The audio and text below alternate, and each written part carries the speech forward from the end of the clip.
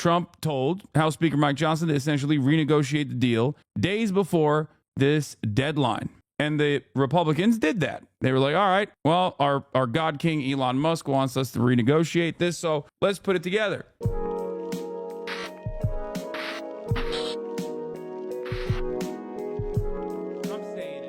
All right, let's talk about the real Squid Games. American Congress, am I right?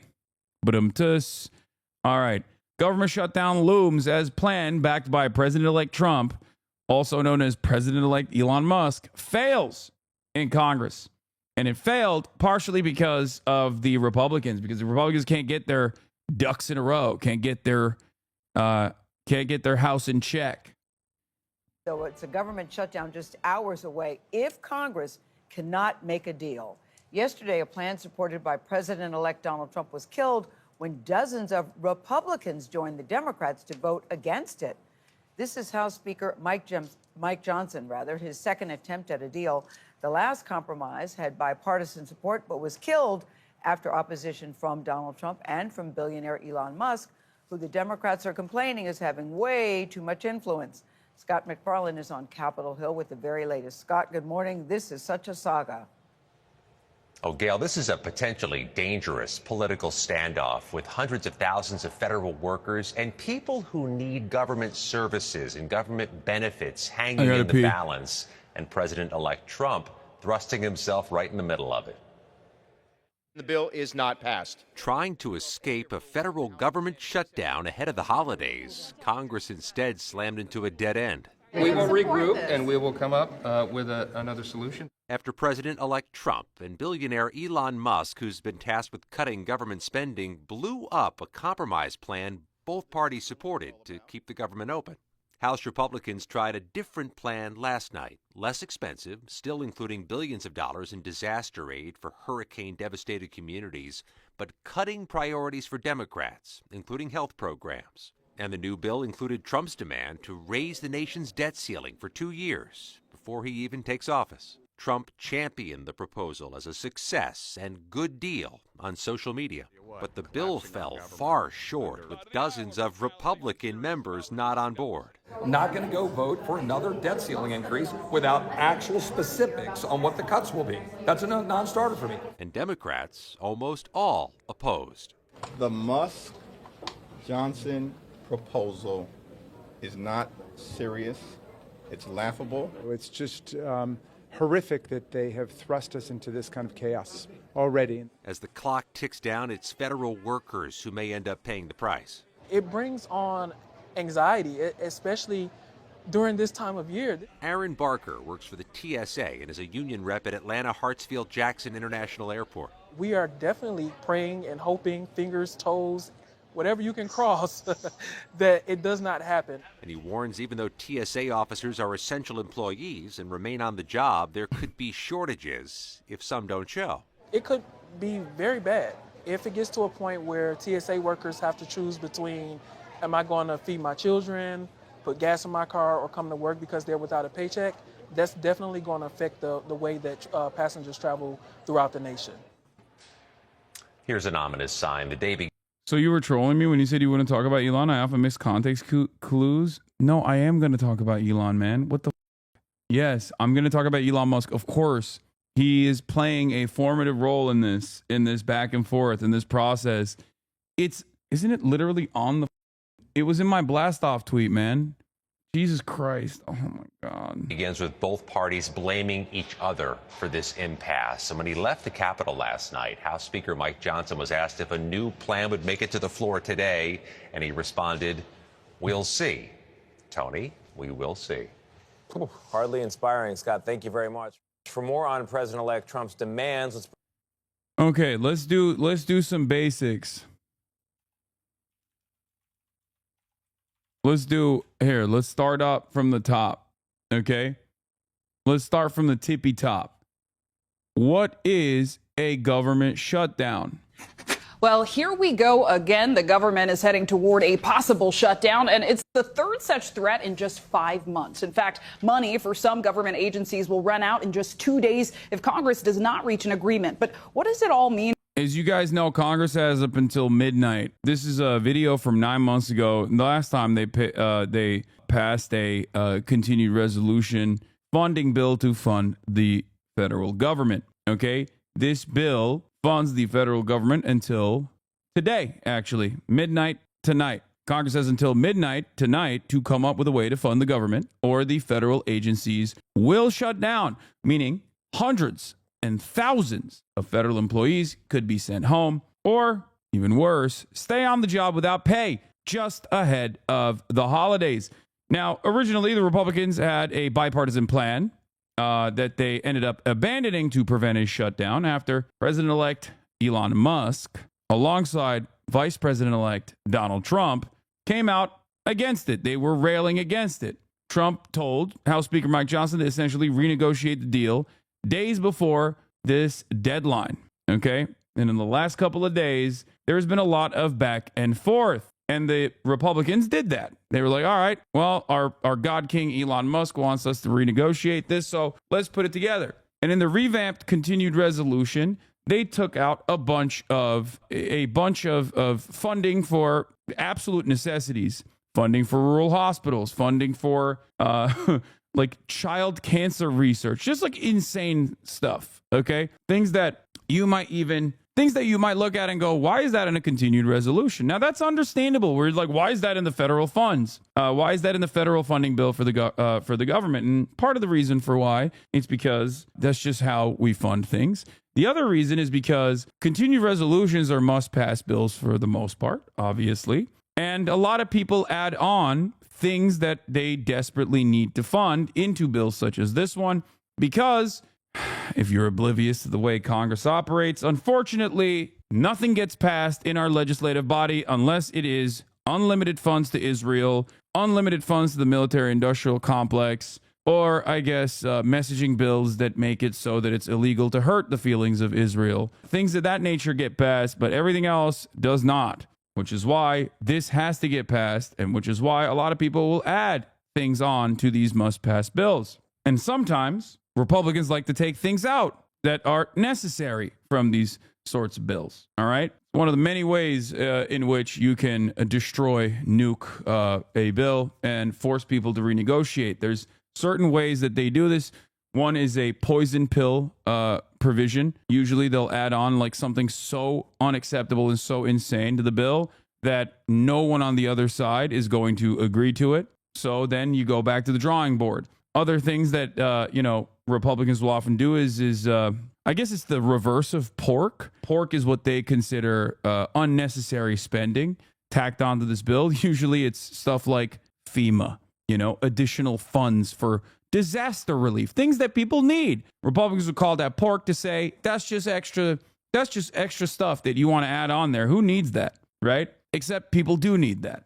But this back and forth obviously has pushed this otherwise the continued resolution bill that would fund the federal government into this weird limbo. But what does it mean if the government shuts down? A government shutdown happens when Congress doesn't pass legislation, either temporarily or more permanently funding the government, and such a measure isn't signed by the president.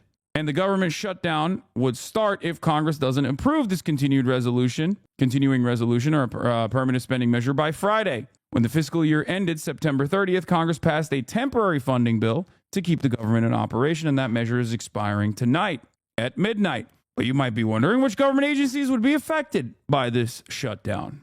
Each federal agency has its own plans and its own budgets. They have their own ways of dealing with a shutdown, but basically any government operation deemed non-essential would just simply cease happening. They would stop it.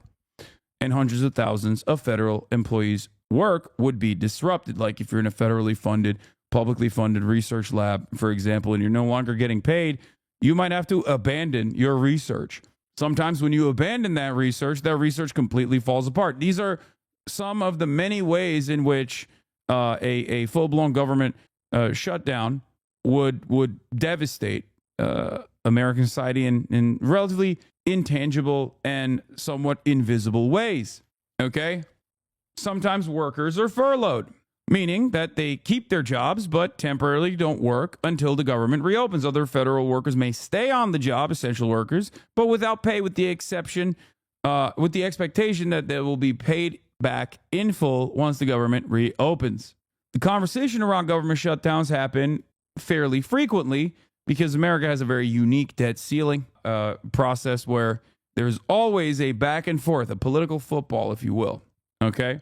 The basic rules for who works and who doesn't date back to the early 1980s and haven't been significantly modified since, under a precedent-setting memorandum penned by the president at the time, Ronald Jebediah Reagan, the Antichrist himself. His budget chief, David Stockman, said federal workers are exempted from furloughs if their jobs are national security related or if they perform essential activities that protect life and, of course, more important than life, property. Essential government agencies like the FBI, the Border Patrol, and the Coast Guard will remain open. Transportation Security Administration officers would continue to staff airport checkpoints. The U.S. Postal Service also won't be affected because it is an independent agency, but national parks and monuments would close. Troops would stay at their posts, but many civilian employees and agencies like the Department of Defense would be sent home. Court systems would be affected too, with civil proceedings paused while criminal prosecutions continue. Automated tax collections would stay on track, but the IRS would also stop auditing tax returns. Now, the government shutdown won't affect Social Security checks. Recipients of both Social Security and Medicare would continue to receive their benefits, which are part of the mandatory spending that is not subject to the annual appropriations measures. Doctors and hospitals would also continue to get their Medicare and Medicaid reimbursements, so do not worry about that front. But it's possible that new applications won't be processed. During government shutdown in 1996, thousands of Medicare applicants were turned away daily. You might be wondering what a continuing resolution is. And that is, when Congress is down to the wire on passing measures to fund the federal government, the term CR often comes up. It is a temporary spending bill that lets the federal government stay open and operational before Congress and the president have approved a more permanent appropriation. A clean CR is essentially a bill that extends existing appropriations at the same levels as the prior fiscal year, which was the original clean CR bill that was put up that Elon Musk and Donald Trump had issues with, apparently. Elon Musk especially had issues with it. But we shall see in this last minute scramble. AOC was saying on Majority Report that this is happening over the debt ceiling now because Trump's tax cuts are up for renewal next year, which will increase the deficit. Republicans, Elon, are getting ahead of it. Yes, I suspect that a big part of this is because Donald Trump wants to make the tax cuts permanent, the ones that were supposed to be sunsetting, specifically for middle class and poorer Americans. And he won't just do that on its own. He's not going to use that as a standalone to be like, oh yeah, we're going to also make the tax cuts for the working class permanent. He will most likely use that as an opportunity to say, we're making those tax cuts permanent while also offering additional tax cuts to corporations. There's an idea about there's an initiative to lower the already incredibly low corporate tax rate down to 15%. So this is most likely a measure to make sure that there are no hurdles in front of Donald Trump, at least up until the midterm elections. This is why Donald Trump has come back and claimed that he wants to push this new bill. He wants to push a bill that is close to the clean continued resolution. That actually isn't the same at all. They took a bunch of those. They took a bunch of funding initiatives out of that and are forcing them to be standalone bills. But also, funding for child cancer research, things of that nature. But also, perhaps most importantly, they want to increase the debt limit, the debt ceiling, until January 2027. The reason why they want to do that is because Donald Trump does not want to have these back and forth battles while he is the president with the Democratic Party. This is obviously a weapon, not dissimilar to the filibuster in some ways, that the minority party, the party not in power, can use to their advantage to make sure that they get their spending priorities across. Now, part of the reason why Elon Musk has also been pushing for this, according to David Dayen of the American Prospect, is because Elon Musk has factories in China. There's a mundane reason for the late-term chaos, and it's called conflict of interest. David says this is the first scandal of the second Trump term, and take a long look because it's going to look like all the other scandals. A conflict of interest among his impossibly wealthy advisors and aides, or for Trump himself, seeping over into policy. The measure at issue is known as the outbound investment provision. We have heard for years about the problem of manufacturing businesses shipping jobs overseas to China with its low worker wages and low environmental standards. China typically forces businesses wanting to locate factories in its country to transfer their technology and intellectual property to Chinese firms, which can then use that to undercut competitors in the global markets with state support. Now, of course, American capitalists know this. They are not oblivious to this reality at all, and they have voluntarily done so. Make no mistake, when Americans talk about China stealing our IP and you're a regular old consumer, that has nothing to do with you, okay? That has nothing to do with you. American corporate oligarchs knew that this was a reality. It was a firm handshake commitment that they would take advantage of low wages in China and ship manufacturing overseas to China, make China the manufacturing hub of the global economy. And part of that was that they would give Chinese companies their intellectual property with the, dare I say, Orientalist, racist notion that these barbaric Chinese workers would never be able to keep up with American technological innovation. And well, it turns out in 2024, China has not only kept up, but as in some of the key sectors that they have been focusing on since 2015 under the leadership of Xi Jinping, they've actually become sector leaders. And now that those chickens are coming home to roost, the American labor force is completely gutted and destroyed because our capital owners have voluntarily moved manufacturing over to China, and China has developed at a rapid clip with a much better redistribution of the foreign capital that has come into the Chinese marketplace. China is now no longer just a global competitor, but actually a global dominator in key sectors. This is part of the reason why American manufacturers or American capitalists are very frustrated, very scared. It was a gamble for them. And the Genghis Gambit actually worked in China's favor. Now, Congress has been working itself into a lather about China for years now, and they finally came up with a way to deal with this issue. Senators John Cornyn and Bob Casey have the flagship bill, which would either prohibit U.S. companies from investing in sensitive technologies in China, including semiconductors and artificial intelligence, or set up a broad notification regime around it. The bill would add some reporting requirements and enhance reviews as well. In general, it expands restrictions that the Treasury Department has already put forward in their regulatory rules. Codifying those rules into statute means they cannot be changed by successive administrations. Cornyn and Casey passed the Senate last year, and after about a year of legislative wrangling, a final outbound investment package made it into the year-end bill. We're taking a necessary step to safeguard American innovation against bad actors and ensure our lasting dominance on the world stage, Cornyn said in a statement. Problem is, Elon Musk has manufacturing facilities in Shanghai. Elon Musk car company has a significant amount of outbound investment. A Tesla Gigafactory in Shanghai opened in 2019. Maybe a quarter of the company's revenue comes from China. Musk has endorsed building a second Tesla factory in China, where his grip on the electric vehicle market is completely loosened amid domestic competition. He is working with the Chinese government to bring full self-driving technology to China. In other words, importing a technology they may be seen as sensitive. Musk has battery and solar panel factories that are not yet in China, but he may want to build them in China in the future. You can argue about whether the U.S. should be restricting investment in China, says David Dayen, but it's incontrovertible that a billionaire who has a bunch of investments in China and wants to make more all of a sudden disrupted a normal congressional process that was going to restrict that investment with a bunch of lies from his media platform. And lo and behold, when the new funding bill emerged, the outbound investment feature was dropped. In fact, all traces of provisions related to China were removed from the bill.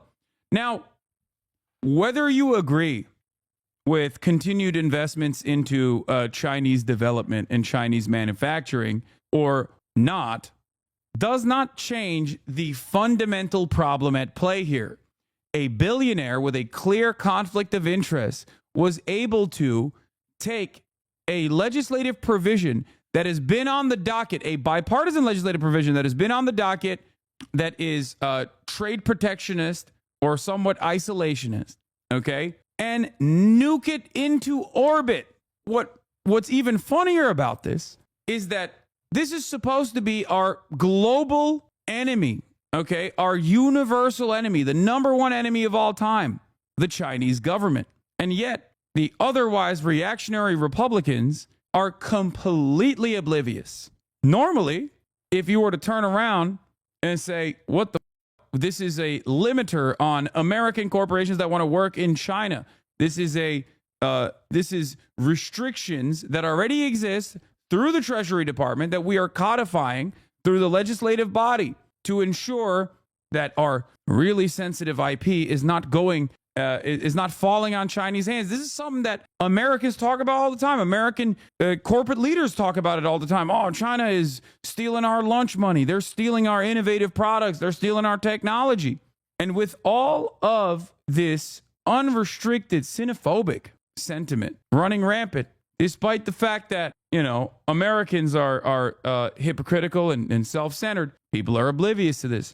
And it's actually the same dynamic that I've talked about quite a bit with respect to who's a good billionaire and who's a bad billionaire. Now, I have a principled stance on this. I don't think that any billionaire is quote unquote good. I don't think anyone is good or bad. They're just operating on self-interest under a capitalist system.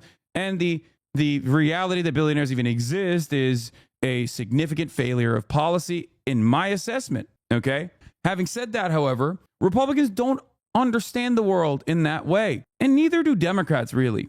Liberal Democrats and liberal Republicans both have a different partisan approach. They think some billionaires are bad and scary, and some billionaires are good and champions of the people. Now, I wouldn't even say that the Democratic Party is so on board with like good billionaires and bad billionaires to the same degree that the Republicans are. Republicans are severely anti-billionaire when they've decided a billionaire is a libtard. They hate Bill Gates, and they claim that Bill Gates is vaccinating the children because Bill Gates wants all the kids to be gay and autistic. There are many real reasons to hate Bill Gates, like the fact that he has, behind closed doors, virtually dismantled American public education and rebuilt it in his own vision, and I think that was devastating. That's a real adequate way to shit on Bill Gates, but Republicans don't know that, and Republicans think that they're actually in line with the policies of school choice, for example. But at the same time, there is an autistic billionaire that wants to put a chip in your brain. That autistic billionaire's name is Elon Musk, and yet the Republican Party thinks Elon Musk is a champion of the American people. It blows my mind. You think Bill Gates wants to make you autistic with a vaccine chip? Elon Musk is literally working on Neuralink, and yet Republicans don't understand that. They're like, they don't realize. They're like, oh, the government's surveilling us, brother. They're surveilling us. Okay, Elon Musk is literally a defense contractor with a surveillance mechanism.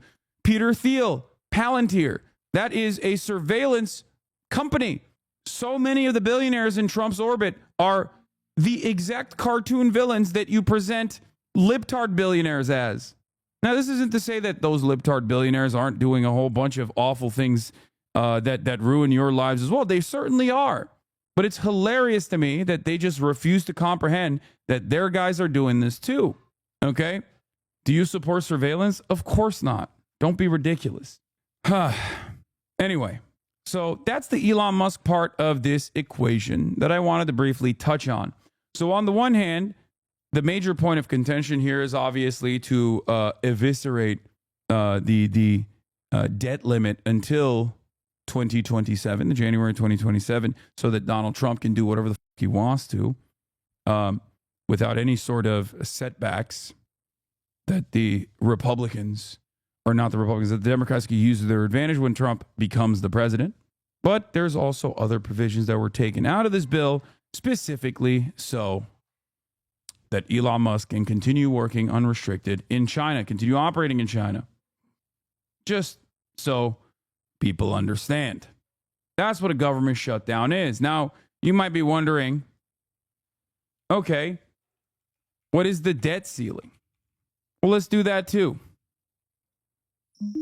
The American government spends more than it collects in taxes and must borrow the difference. For years, investors have gladly lent money to the federal government by buying treasury bonds because they are confident the United States always pays its debts. But what if it didn't? The threat is real. Under the law, Congress must periodically raise what's called the country's debt limit, or the government won't have enough money to meet its obligations, such as paying interest on bonds or delivering checks to contractors, soldiers, or Social Security recipients. The debt limit is easily misunderstood. Raising it does not authorize new spending. It simply allows the government to borrow enough to pay the bills Congress has already approved. Not raising the debt limit is like ordering an expensive restaurant meal and then refusing to pay when the bill arrives. The United States has always avoided a crisis by raising or suspending the debt limits, about 80 times since 1960, but the risks look higher this time. House Republicans see the debt limit as leverage. Why are you playing lib-ass videos? I mean, it's an explainer on what it is and why it exists. I don't know why you're frustrated by this. It's a 2-minute video. You'll be fine. Okay. Now, should the debt limit exist? I don't agree. I don't think it should. And seemingly Donald Trump doesn't think it should either. Having said that, however, while it does exist, it is a very valuable political weapon for the Democrats to use. And the thing is, the Republicans don't want to do that, and they never will do that, as a matter of fact. But overall, the United States is the only country with a debt limit. The United States is the only country with a debt limit that is close to the debt it has. There are some other countries that have a debt ceiling, but it's it rate adjusts year over year, and it's so high that it's virtually impossible to reach it. Yeah, Denmark has one, but it's 200% of its GDP. Are threatening to raise it only if President Joe Biden and Democrats agree to spending cuts. They did not hesitate to raise the debt limit when Republican Donald Trump occupied the White House. Since then, the federal government's debts have grown even larger as Presidents Trump and Biden spent heavily to support the American economy during the COVID-19 pandemic. The government reached the $31.38 trillion debt limit in January. The Treasury Department can use accounting maneuvers to delay the day of reckoning, but not indefinitely. Democrats and Republicans may not be able to resolve their differences and raise the debt limit before the clock runs out. If that happens, the government might have to prioritize spending, paying some bills but not others, and making agonizing choices such as who gets paid first, a Chinese bondholder, say, or a senior who relies on Social Security. But the result could be a blow to the United States' reputation for honoring its debts and could risk triggering a global economic and financial catastrophe. I think it's funny because it's just like a made up, in my assessment, especially in a country like the United States of America, is a completely made up limiter that we've decided must exist. And it's yet another political hurdle where both parties can use it wield it as a weapon against the other, because the threat of a shutdown is severe, right? And nobody wants to be responsible. Nobody wants to be held responsible for the shutdown. Part of the problem here is that the Democrats are currently in office. I mean, they own the White House. Joe Biden is the president. However, as we all currently understand, Joe Biden is not really alive. He's basically in a vegetative state. So the Republicans are kind of holding the bag, so to speak. So this is a politically tumultuous moment for them, because they are left as the singular, sole responsible party for everything bad that happens. So that's it. It's like a self-inflicted wound that Republicans squeeze every time they need something. Yeah. They certainly don't mind it when, Donald Trump is president, of course. So I do want to cover I also want to cover the Joe Brandon video as well. Like not the video, sorry, but the Joe Brandon coverage that came out of Wall Street Journal yesterday, talking about how they managed this geriatric man's declined mental faculties. But yeah. But before we do that, President-elect Trump discusses possible shutdown in an exclusive interview. Let's take a look. Robert Costa, who spoke with the president-elect by phone yesterday. Bob, good morning to you. So Trump and Musk kill one bill, then they put one forward. Congress kills that bill. Now we're at this impasse. What exactly does Donald Trump want out of this, and what's the strategy now? Good morning, Tony. When you step back and look at this spectacle, it can look like a spending fight. But for President-elect Trump, it's about more than that. When I spoke with him by phone yesterday, Yo, you were against raising the limit yesterday. What happened, brother? No, I'm in favor of nuking it, but also as it stands, I'm not in favor of nuking it currently. I'm not in favor of nuking it without any assurances. I'm certainly not in favor of nuking it, or rather not even nuking it, but passing a increase simply for the Republicans to be able to push their agenda when the Democrats are not in power. Do you understand?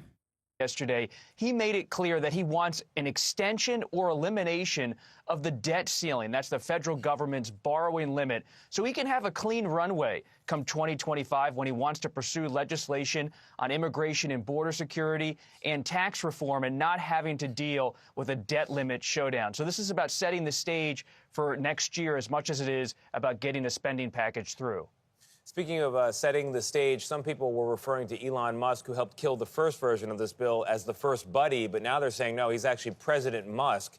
What does what happened in this case tell us about what could happen in the next 4 years?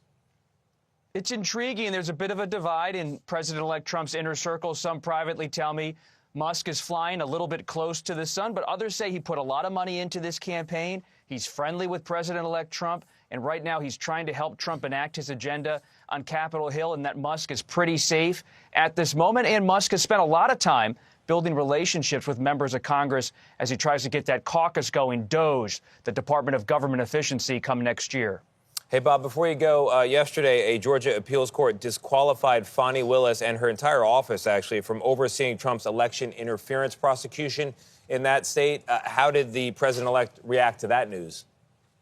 Well, you won't be surprised. He was very dismissive of the Georgia election interference case and of Fani Willis. When I spoke to President-elect Trump, he said the case wasn't a real case, and now it's off his plate. He still faces a bit of a legal challenge in New York with his conviction there, though it's uncertain exactly how that's going to play out. The judge has not dismissed the case at this moment or the conviction, but Trump's lawyers continue to fight it. All right, Bob. Must be emptying out his pockets. Oh, wait, he has infinite money. Yeah, and it's also an incredible investment. Every single time he spends money in any direction is a fantastic opportunity for him because he gets a return on that. Musk's net worth is entirely reliant on his companies or the way that people speculate about his companies. So him having this like broad power over the federal regulatory agencies and being in Trump's pocket actually causes people to go, oh, I'm going long on his companies. He's going to go to the moon.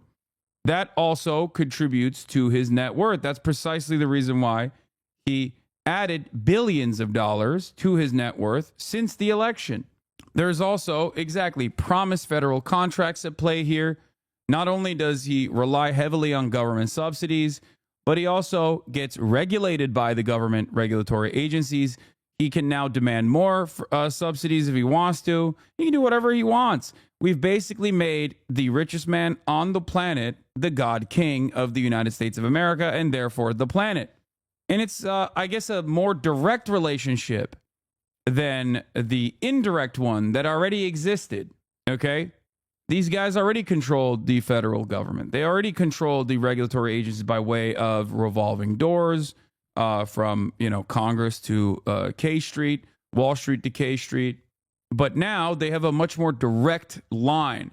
Donald Trump is a malleable and very corrupt individual. He doesn't give a shit. It's great if you come to him and you kiss the ring.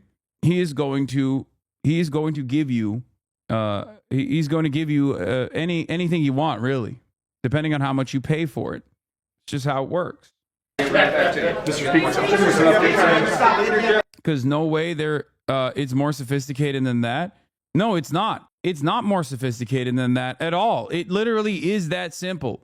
I'm not even being reductive when I say Elon Musk has direct access to Donald Trump and has direct control over the federal regulatory agencies.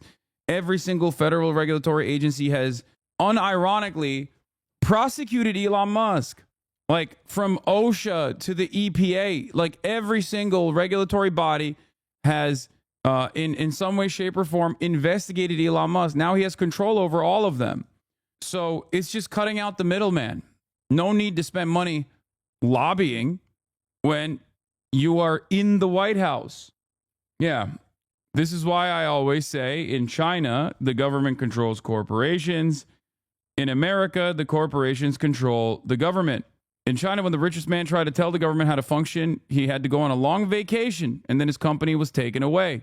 Food for thought. Yeah. Where is Mr. Alibaba? Nobody knows. He had to go away for a while and then come back and sing the praises of the leadership. Where is Jack Ma? Someone might ask. He went on a long vacay. I can't give you the update yet. I got one more detail.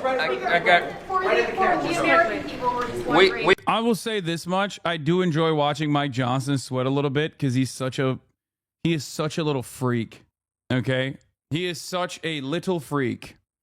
So personally, I do appreciate him sweating and on the political chaos and instability caused by his own party. So it's wonderful. Let them fight, I say. Republicans who are so one note and so one speed and so hyper invested in running obstruction are, once again, obstructing themselves. We have a unified Republican conference. There is a unanimous agreement in the room that we need to move forward. I will not telegraph to you the specific details of that yet because I've got a couple of things I got to wrap up in a few moments upstairs, but I expect that we will be proceeding forward. We will not have a government shutdown, and we will meet our obligations for our farmers who need aid, for the disaster victims all over the country, and for making sure that military and essential services and everyone who relies upon the federal. That's so funny when they talk about that stuff because, like, okay, you think like we don't need rural hospitals to be funded. Like, there are so many things that the Republicans advocated to cut out of this CR bill that are just as necessary as the things that they're pointing to.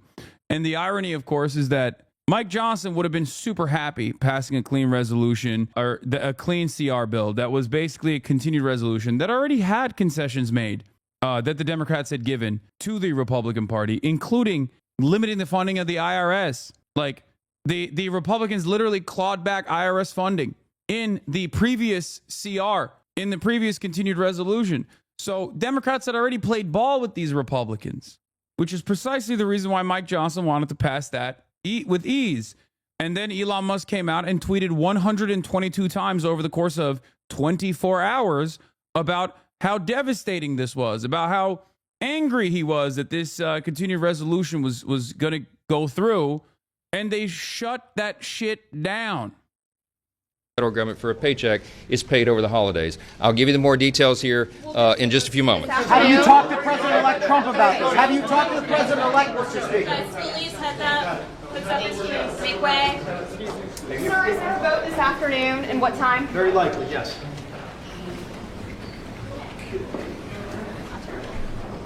We start, of course, on Capitol Hill, where lawmakers are scrambling to figure out a way to keep the government lights on through the holidays. About 30 minutes from now, House Speaker Mike Johnson will try to sell his colleagues on what we are now told is a three-part plan to fund. Oh, this is also the best part. This is anecdotal from people I know who work in politics, but the vibe on the Hill at the moment is super bad because everyone wants to not be there and want to be home for the holidays. This is the age-old trope in Congress, is that Congress hates working in general, and we all know that, but they especially hate working around the holidays.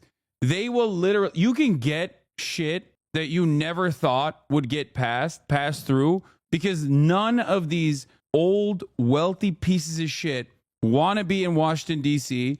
during holiday season. They want to be back home. So they will quite literally make concessions that you consider unimaginable, like red lines. You'll be like, what? How did they get this passed? They got it passed because they want to be home. They hate working. Major point of contention. The government, and do so through March. Now, one notable aspect as of now is that it does not include what the president-elect Donald Trump had wanted in the first place, which is a plan to raise the debt ceiling now. CNN's Manu Raju joins from Capitol Hill. Tell us more about this plan, and the obvious question is, will he have enough votes to pass it? Yeah, that is the big question, but we now know they are settling on a plan to essentially move these pieces of legislation separately. Remember, this is all tied together as one big package to keep the government open, along a whole wide range of other issues.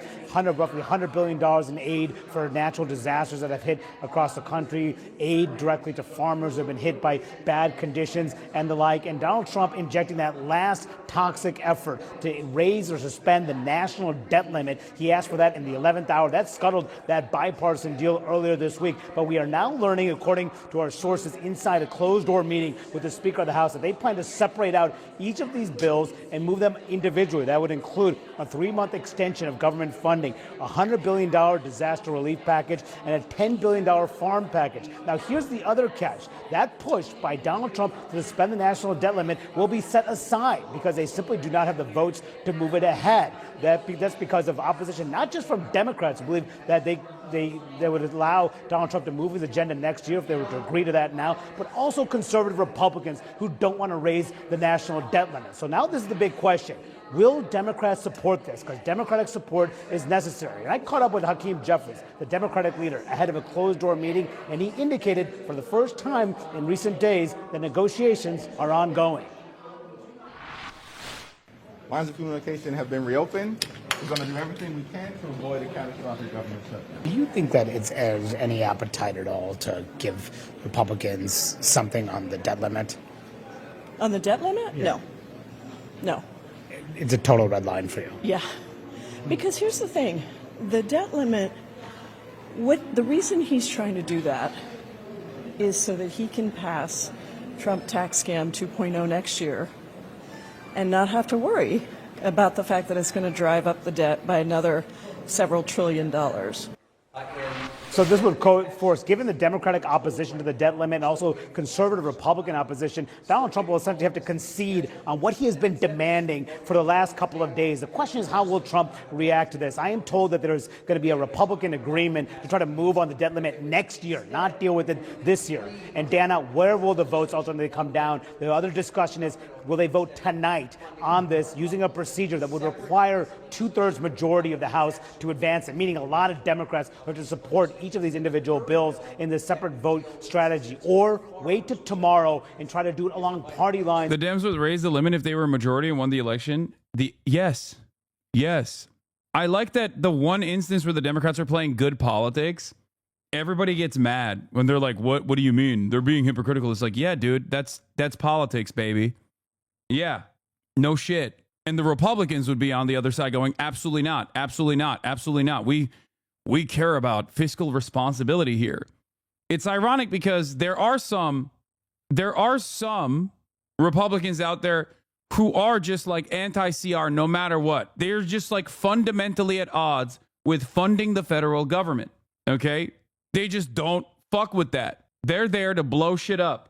Not because they're like fiscally responsible. Of course, those same Republicans unconditionally will offer support and demonstrate fiscal irresponsibility when it comes to, was just stating the obvious, all good. Yeah.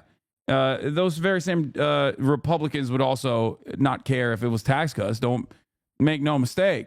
But yeah, they can play good politics when it doesn't affect my ability to buy food.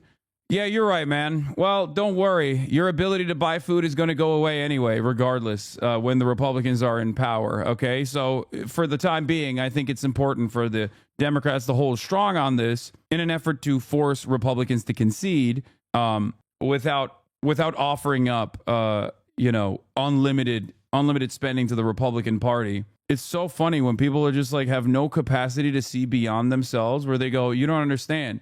It's affecting my ability to eat. Okay. Hopefully I'd have a different job and not rely on a government check. No, I understand. But this is not on the Democratic Party. This is on the Republican Party. My point is, the Republicans were down with a continued resolution of the clean CR bill originally.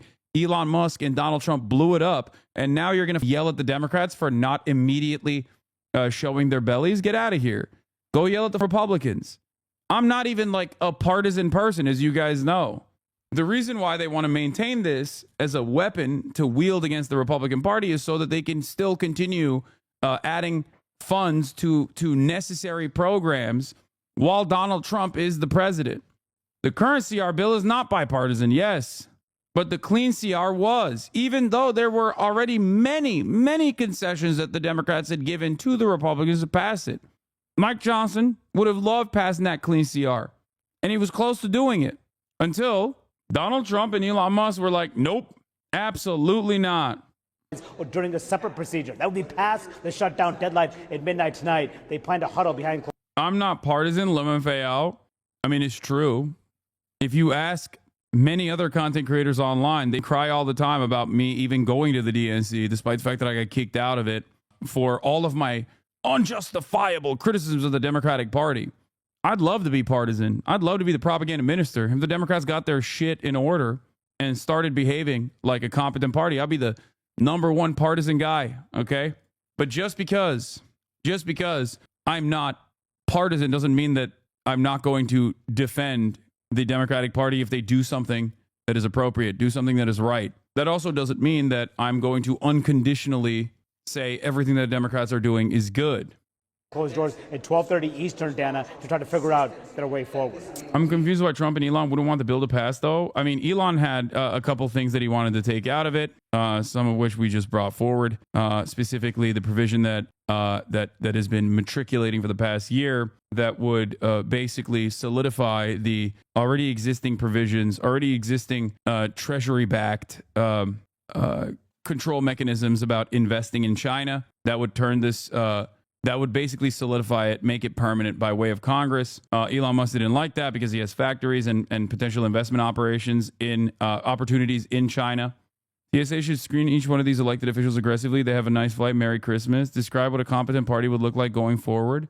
I am describing it. A competent party going forward would take advantage of every media opportunity. Whenever there's a mass shooting, they would be loudly talking about how the blood is on the hands of the Republicans that stand in front of common sense gun control, for example. Common sense gun control that the people want.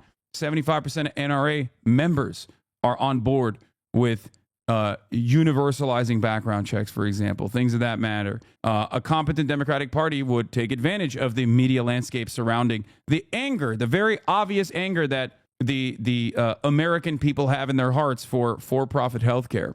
A competent Democratic Party would not be beholden to their corporate benefactors in the insurance industry, and instead would be beholden to their voter base. You know, behave a little bit like the Republicans, as a matter of fact. That's what a competent Democratic Party would do. They would play politics in the same way that the Republicans do. They would be shameless about it. Except the Democrats only demonstrate shamelessness when it comes to, I don't know, pardoning Hunter Biden. They only do it for dumb shit. They don't actually do it for, good things. They don't actually do it to enact a legislative agenda that would be helpful. You're a partisan for what you think the Dems should be, not what you are. Yes. You're a partisan for a party that doesn't exist. The DNC thing pisses me off. Been a Biden appointee and older Dems are so out of touch. You're a partisan to a party that doesn't exist. I mean, it's true, though.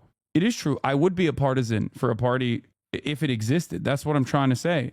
Make no mistake. I would love for the Democratic Party to abide by not just my wishes, but the wishes of the broadest majorities of American people. Even if the American people are oblivious to what actually helps them, that is still ultimately up to the Democratic Party to communicate how that would be helpful for the regular American voter. Doesn't matter. This kind of stuff transcends party lines. In the words of Tim Walz, feeding the hungry, okay, feeding the starving and offering shelter to the poor is not a partisan issue, okay? It might be the Democrats that enact agendas like making sure that Democrats in the state of Minnesota, at least, enact the agenda that ends up funding school lunches, right, for free, paid for by the taxpayers. But ultimately, Republicans have children that have to eat as well. And that's it.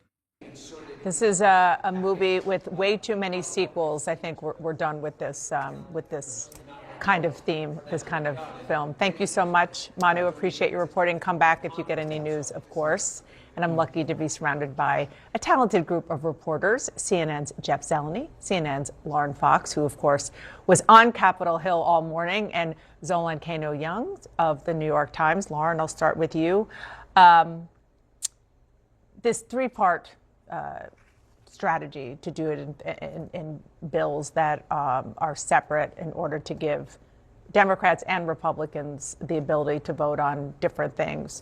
Can you explain why that matters, particularly when it comes to the bottom line at this point, which is keeping the government running?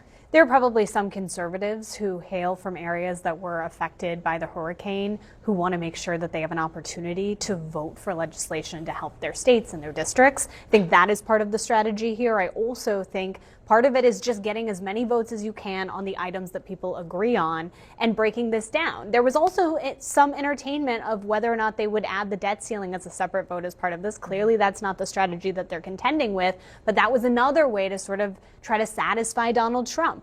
So right now, I think this is one of those sort of, it's all the same bill, but it just looks a little different than it was before operations. Sometimes that works on Capitol Hill. But some of the, correct me if I'm wrong, and maybe we don't know this yet, but some of the funding for programs like kids with cancer and so forth, is that going to stay in here, or we just don't know yet? I think the early reports are this is the slimmed down version of what that Tuesday plan was. Okay, that so is the early indication. And I do think that for some Democrats, that could be a reason to vote no. Mm-hmm. Let's just talk about the politics of this, because there's so many different facets to what happened and what is happening as we speak, and what it portends for in January, when there truly is full across the board Republican control. What is your read on it? What's your analysis of that? Look, the analysis of it, clearly the first share of the blame rests with Speaker Johnson. By not having this sort of locked up early in the week, there were signs that this was going to be a problem over the weekend. And not just from, there's been, I think, kind of a misnarrative that, that the Democratic goodies are in here, which is true. But there was also, as you reported, a lot of farm state Republicans who were wanting farm aid in there and hurricane assistance. So there was a lot of grumbling. I started hearing it Sunday and Monday from Republicans about Speaker Johnson and his staff, that they simply did not sort of get this going. But I'm still struck by the image last Saturday at the Army-Navy football game when the president-elect, the vice president-elect, Elon Musk, Speaker Johnson, and Senator Thune were in the same space. I mean, watching this football game in a suite at Northwest Stadium here, just miles from the Capitol, and this was not a part of the discussion. They were already looking beyond this. So then, why did Donald Trump get involved in this at all? He could have kept his hands clean from this. Was he sort of dragged in by Elon Musk? Was he following him? Was Elon Musk sort of the canary in the coal mine here? I think my biggest question going out of this is A, does Speaker Johnson survive in January? But B, what does this do to the long-term Trump-Musk relationship? I'm not sure we know that yet. You mean, because there's been with each other? With each other, because I think there's been a lot of conversation about this is President-elect Musk leading the way here. And we know that could at some point get under Donald Trump's skin. He could be a good foil for this in the moment, but that's my biggest question going forward into next year. What does the Trump-Musk relationship do from here? We'll see. And is it also an early test of Trump's grip on Republicans in Congress, too? Yes, he's going to have, Republicans will have unified control here. But I mean, I remember a time where he issues a threat like he did, an electoral threat of anyone who doesn't vote on this bill that I'm supporting last night will be primaried. And most of the time you might have people fall in line. And for some Republicans, that wasn't the case. There were 38 of them. Right. And conservative members. That's a large number, Right. Especially when you look at the past year. We often talk about how Trump has this grip, on the party and on Congress. And to see that opposition, yes, it involves something like raising the debt ceiling, which is obviously something that many of those Republicans care about. But And what we're seeing on the screen are the faces of the 38 Republicans who voted no last night on a Trump-backed package after he and Elon Musk scuttled the bipartisan package. And the package that they all voted no on included increasing the debt ceiling. And this is what you just mentioned is the core of what I'm frankly kind of obsessed with when it comes to the politics of all of this, which is if you talked before 3 days ago, if you talked to people in and around the Speaker, in and around John Thune, the Republican leaders in the Congress, they would argue that because Donald Trump is so popular in the party, because he has a lot of political capital, that it would be hard to see enough Republicans, rank and file Republicans, defying him. They were talking about like in the next year, in 2025, and it just happened already before he's even president.